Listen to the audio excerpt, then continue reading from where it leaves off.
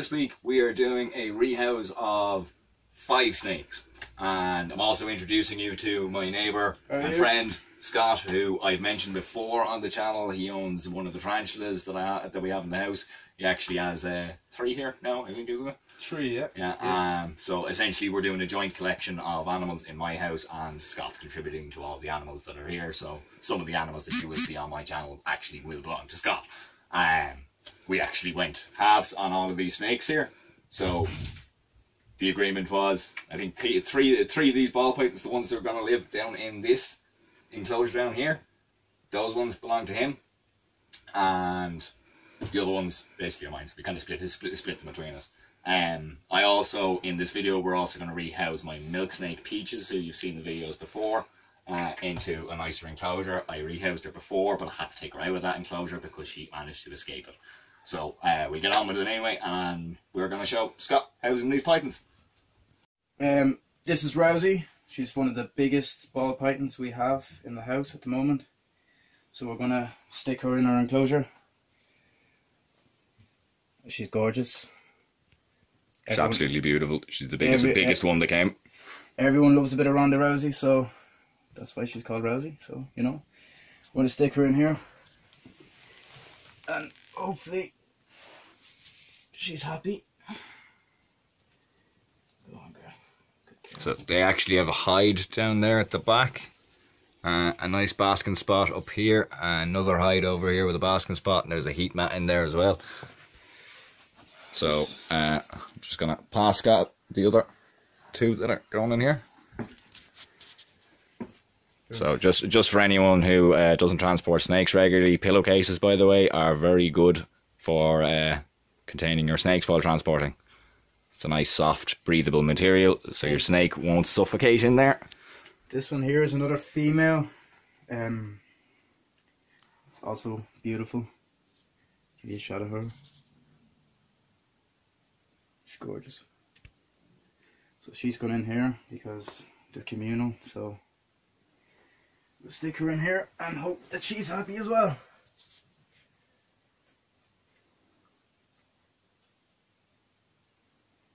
Yeah, lovely. Oh, there's one more to go in here. This is a male, I think. I'm pretty sure. He's a bit smaller now, but it's darker in colour. And he always gives me the evils for some reason, as if he's going to bite my nose. So, oh, there we go. Got a shot of him. So these snakes as well, these are royal pythons, or ball pythons is the 2 names for them. They're a brilliant actually beginner python because they stay fairly small. Those 3 you're just after seeing go into that enclosure now, all 3 of them aren't far off of being full size. So if you want a nice chunky snake that gets big like a normal python but doesn't get the massive lengths, these are perfect snakes for you. They're beautiful, beautiful snakes, normally very placid as well, so they're very unlikely to get bitten by them. And yeah, so you can see their lovely enclosure now, and the 3 of them out in exploring it.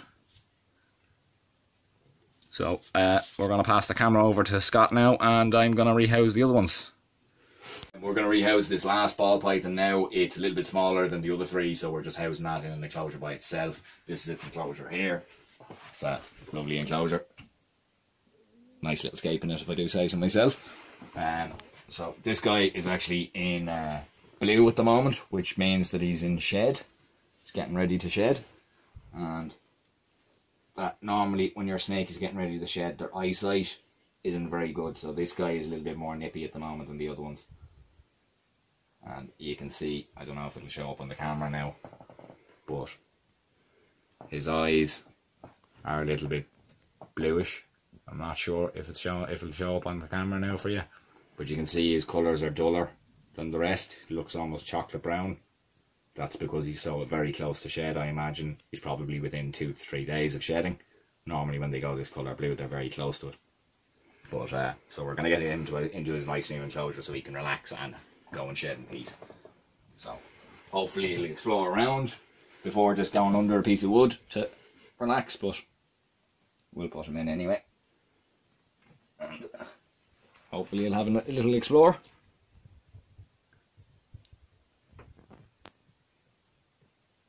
Yeah, straight away having a nice little explore. Seems happy.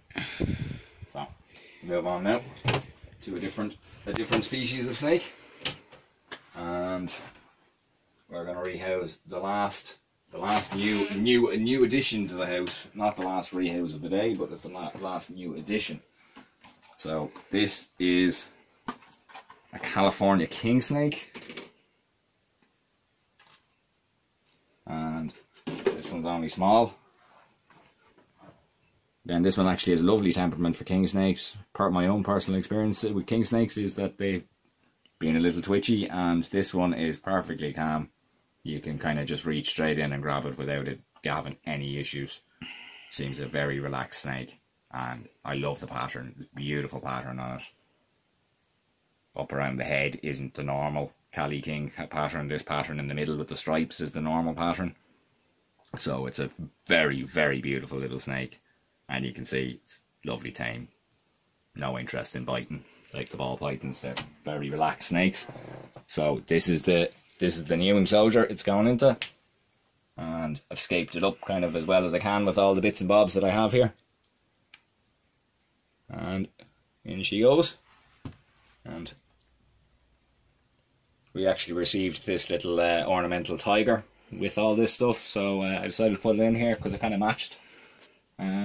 So hopefully she'll enjoy that tank there. Gave her a few things to hide under, and hopefully she won't escape it, because these guys are notorious escape artists.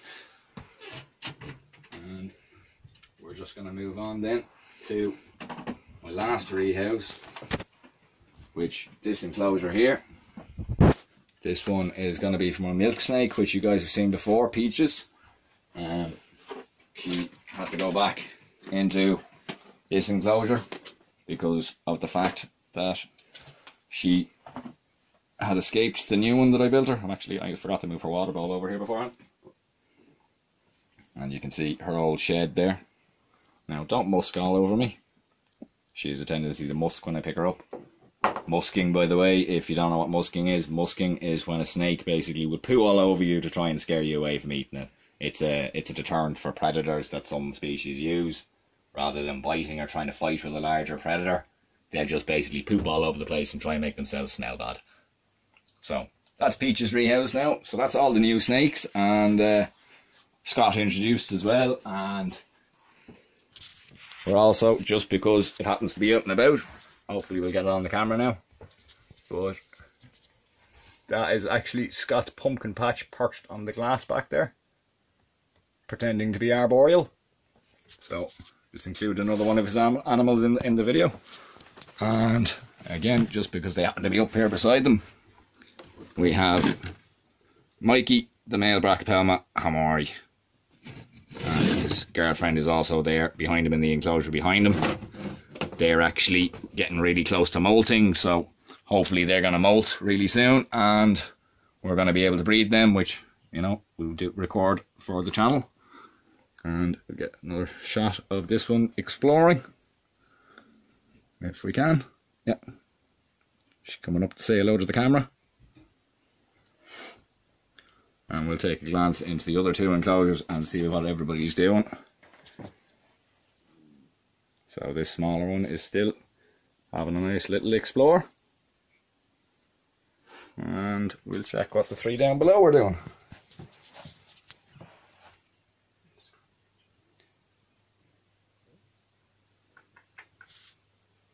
So that's all the rehouses and the new animals for this week.